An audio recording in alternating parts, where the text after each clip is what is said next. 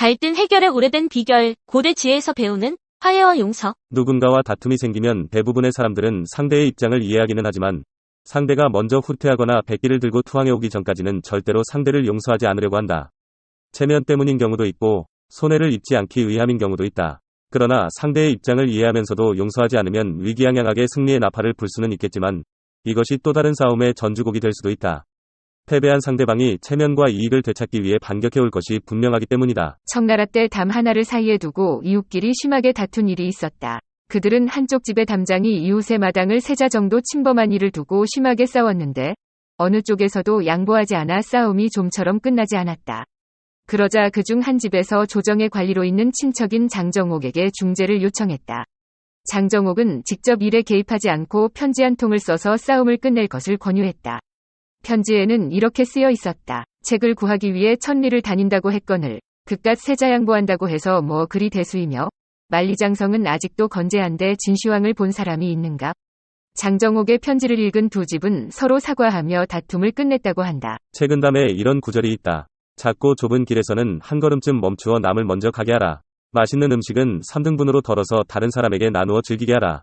이것이 가장 안락하게 세상을 사는 방법 중 하나다. 이것은 처세의 오묘한 진리다. 순임금은 부모를 공경하고 아우를 사랑했지만 그의 아우상은 겉으로는 형을 공경하는 척했으나 속으로는 형을 해칠 기회를 엿보고 있었다.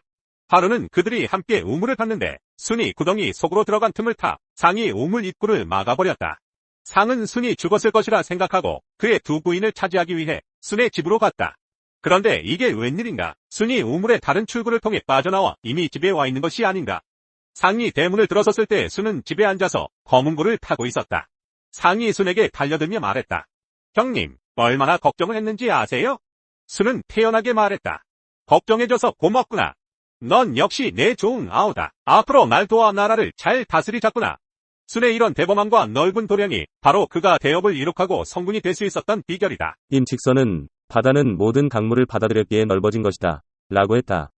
세상을 살다 보면 때로는 물러서고 양보하는 것이 오히려 이득이 될 수 있고 손해를 보는 것이 복이 될 수도 있으며 또 반대로 으스대다가 굴욕을 겪고 장깨를 부리다가 화를 입을 수도 있다. 천현자는 남을 위하는 것이 곧 나를 위하는 것이고 남에게 피해를 주면 나도 피해를 입는다. 남에게 양보하는 것은 자신에게 양보하는 것이고 남을 해치는 것은 자신을 해치는 것이다. 그러므로 군자는 남에게 양보함을 상책으로 삼는다 라고 했다. 여자도 내가 물러서서 남에게 양보하고 자신을 억눌러 남에게 이득을 주면 많은 사람들이 도움을 주기 때문에 몇 배의 이득을 되돌려 받을 수 있다 라고 했다. 겸양이 덕의 으뜸이다 라고 하는 것도 바로 이 때문이다. 실패했을 때 자신의 과오를 인정하는 사람은 남에게 덕이 있다는 인상을 심어주고 성공했을 때 남에게 공을 양보하는 사람은 남의 은인이 될 수 있다.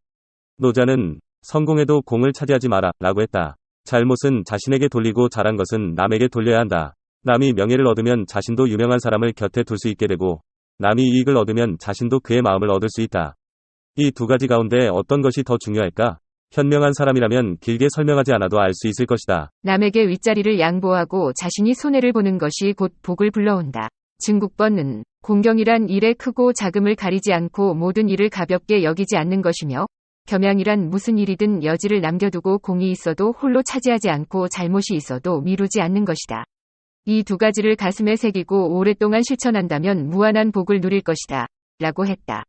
옛말에도 스스로 양보할수록 따르는 이가 많고 스스로 자랑할수록 의심을 받는다. 공경하는 태도로 남의 화를 가라앉힐 수 있으며 욕심을 부리면 다툼과 구설을 불러일으킨다.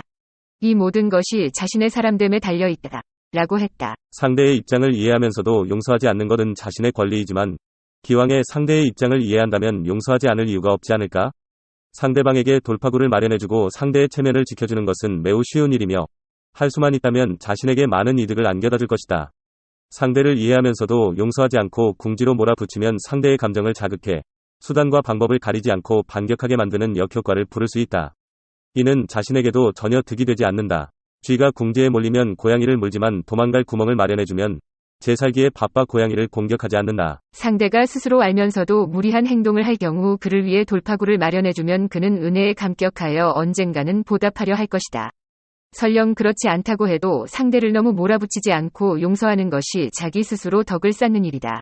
세상은 넓고도 좁다. 다시는 만날 일이 없을 것 같은 원수도 바로 내일 외나무다리에서 만나지 않으리라고 누가 장담할 수 있겠는가. 그리고 그때 상대가 자신보다 더 강해져 있다면 자신에게 뜻밖의 화가 미칠 수 있다.